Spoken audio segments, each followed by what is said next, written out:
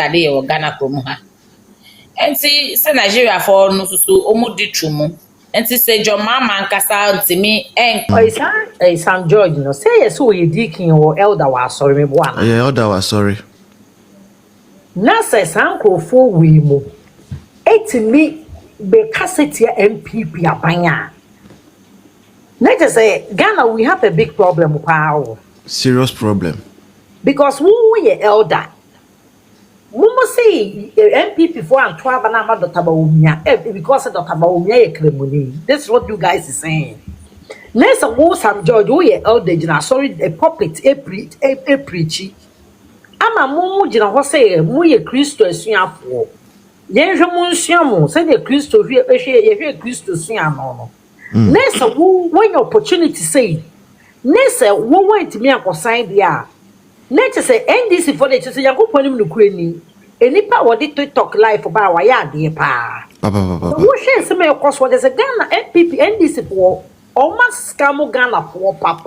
big time me do father da mia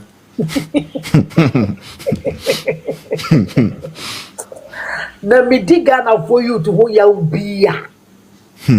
me dig Ghana for you to who you because so we na le kufa do ban pane ma obeye na just Sam George we see na le kufa do konso sa te MPP for MPC e be ta game you know listen na what me akọ United Nations you have this big opportunity to sign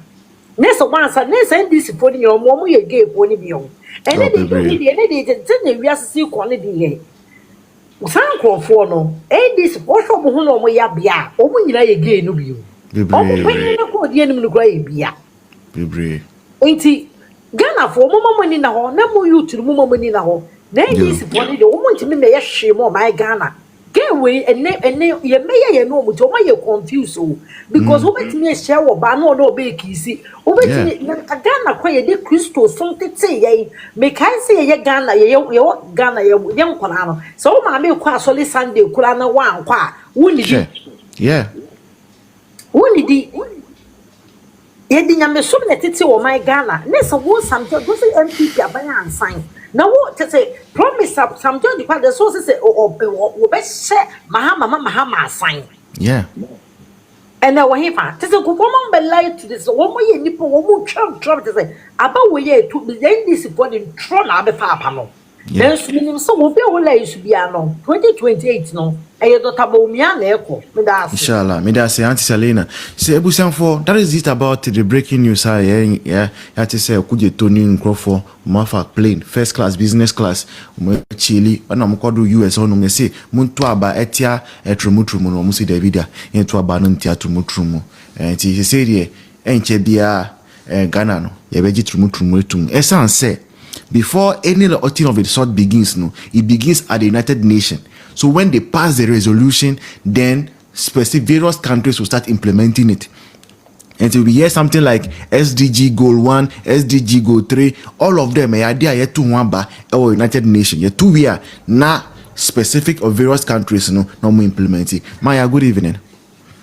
Good evening, boys. Nice to say. Yes, I don't know who you know, sir. I don't know how to say for you. Another boys. Yes. I didn't Ghana for us as we am one. If I say we are put me call now I say into about Muslim to be no. I shall not get to. Hey, na Ghana or Yanko so will be a dime so money never got it. I dear son Yanko so will be a soro, will be anxious. Boy, say, Mamma, one name one. Ghana home gave for a soft for a beer. Judges ye beer. Lawyers ye beer. Doctors ye beer. Hey, ye fairness saying society ni mono. A bit more one from where you were warren Wakatan or do a wash. What? Say it to Ghana or do a one man. So I'm worried because say, who's so boy, say, now they did that one worry. Yeah. You say be you or worry catastrophic. No go also worry we are near any name who money. Now say me the mobile and find a yamasani cruiser and a chinquan offer. Yeah. enti voice is saa de ne de hwe message voice ifri tete saa de na ewo Ghana ho na ekoye sa aburuchira fe di America fo ya almighty ye di bibi atuma na afa eji afa baabi ewiase nyina no ana ma efi se Ghana no ye wo hwe ukọ bukom ne na sefo ne wo man go ne fa ne kafui omu nyina no ye gay akwayo no wo salon osu uti ase eno ekura no sister bia ne ne ntifi na ne boyfriend ne no ho no onim sa akwayo o sa ye gay ka ho Emma obi ne tia na aso se wo boyfriend no wonim se wo ne akwayo sa akwayo ni dem ote wasiesi na yesi da kura akwayo ba ho no mo ba ne fufum ba ne fo no beto ba oba papa ge boy glasses ne dem ahwehwe ne nasefo nyina na hu guy no so very handsome guy you think gram akani ba yes what has here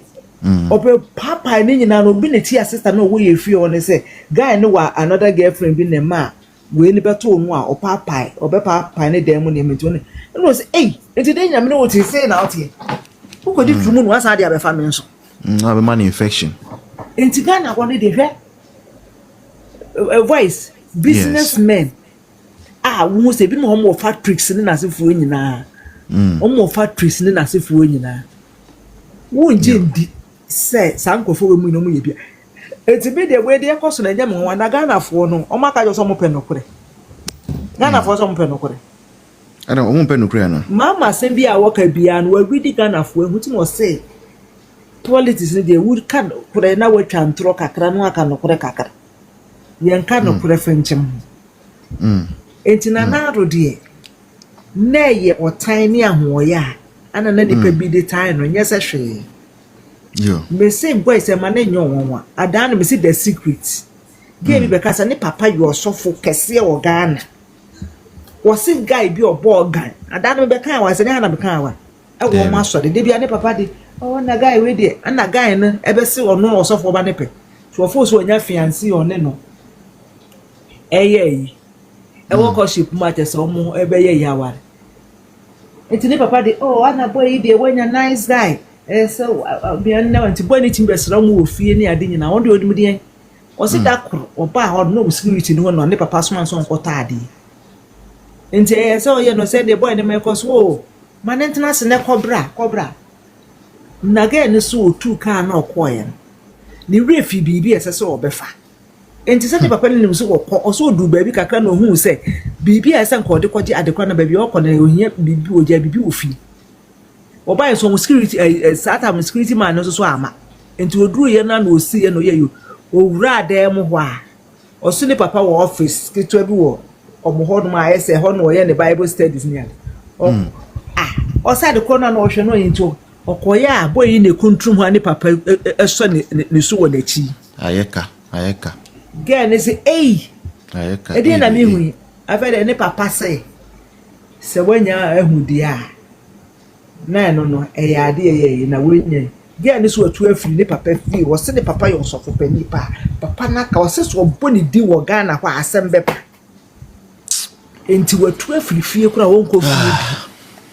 boy now no so one no ye organism no ti asore no mu no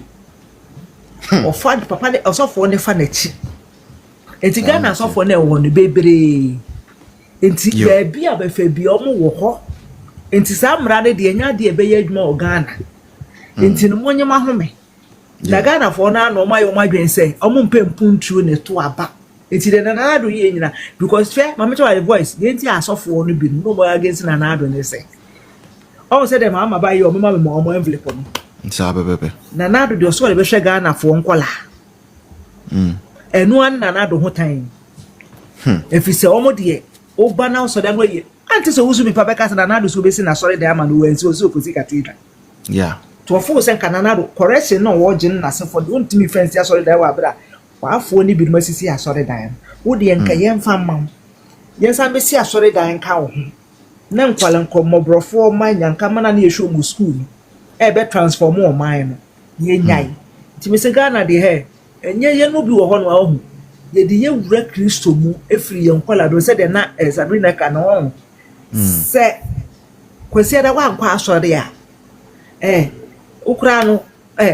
ubede no atena fi because wata de kwa ya kyerɛ sɛ we kwa asɔre we yese onidi mpo ntimi meti obesi na nyina voice baby amanyina me kwa asɔre ya me ndidi anopa ade me kwa asɔre pon yeah so what I say because say that same ekanya sanka mesi asɔre dem kura ye nsi go bi because of Ghana asɔfo obi nti yo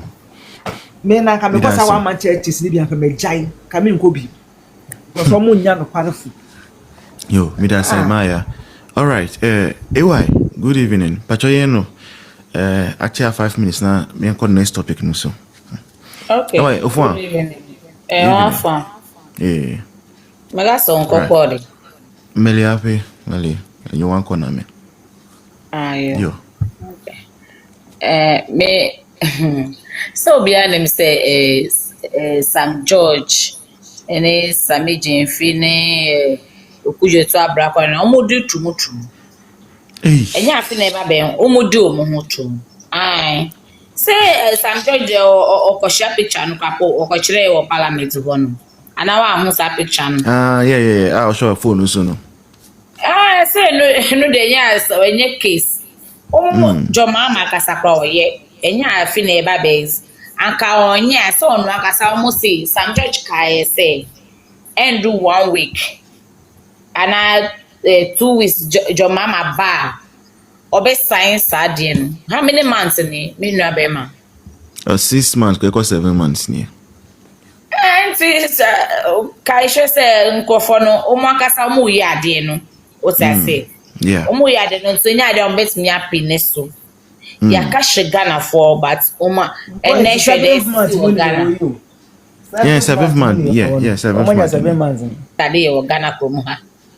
enti se Nigeria for no so omudi twumu enti se jo mama nkasa ntimi enkase me san ade we ye de yempini so a enu nkasa wo ye bi 7 months ni wontimi anye ho hwe enti meme de menim se NDC minister CEO for ne omo president ne na omudi twumu